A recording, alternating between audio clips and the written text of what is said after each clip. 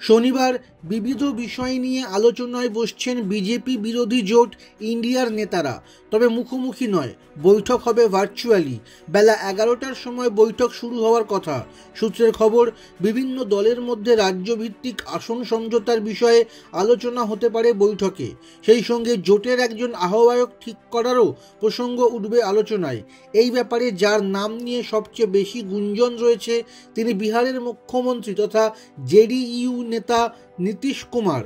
গত 19শে ডিসেম্বর দিল্লিতে ইন্ডিয়ার শেষ বৈঠক বসেছিল।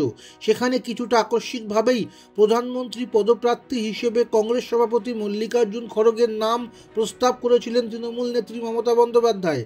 মমতার প্রস্তাবে সায় দিয়েছিলেন দিল্লির মুখ্যমন্ত্রী আপ প্রধান অরবিন্দ কেজরিওয়ালও।